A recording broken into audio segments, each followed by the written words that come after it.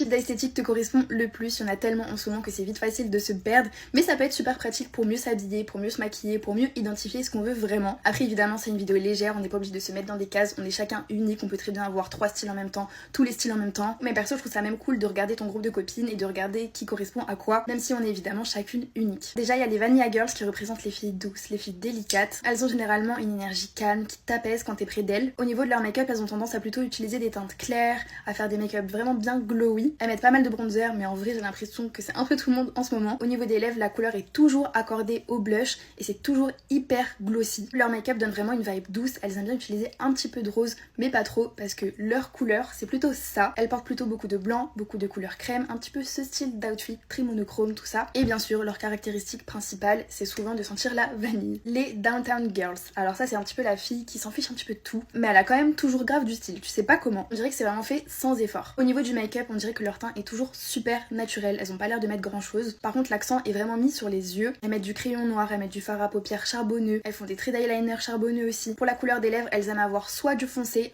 soit quasiment rien, ou alors elles font genre de rien mettre du tout, mais elles mettent quelque chose qui est similaire à leur couleur de base. Ou alors des fois un petit peu du rouge, mais jamais pétant. Ah oui, j'ai failli oublier, mais elles adorent se faire des taches de rousseur, ou alors faire ressortir leurs propres taches de rousseur. Au niveau des outfits, elles privilégient plutôt les couleurs foncées. Elles portent pas mal de baskets, mais aussi beaucoup de bottes. Elles ont toujours un ou deux vêtements qui est large sur elles. Si c'est pas les vêtements, ça va être plutôt le sac. Mais c'est toujours des formes un petit peu loose, tout ça. Et c'est vrai qu'on les voit aussi beaucoup avec des mocassins un peu chunky, ou alors des Converse. Elles aiment beaucoup le cuir, les accessoires un peu chunky, tout ce qui est petits détails avec des clous. Pour moi, la caractéristique numéro 1 de la Downtown Girl, c'est vraiment la veste en cuir et les Converse. Les ongles foncés aussi plutôt que clairs, mais c'est pas systématique. Les cottagecore girls, alors elles aiment vraiment les petites choses simples de la vie. Elles aiment lire, elles aiment se balader dans la nature, elles aiment cuisiner. En termes de make-up, tu les verras jamais sans petite touche de rose, c'est impossible. Au niveau des outfits, elles adorent tout ce qui est froufrou, ruban, les matières soyeuses, les couleurs claires, les imprimés mignons. En fait, c'est vraiment un style qui est entre le style bohème et le style romantique. Le point commun principal dans ce style-là, c'est que absolument toutes les cottagecore girls aiment Lana Del Rey et les fleurs aussi. Les old money girls, alors ça c'est vraiment les filles qui ont hyper confiance en elles.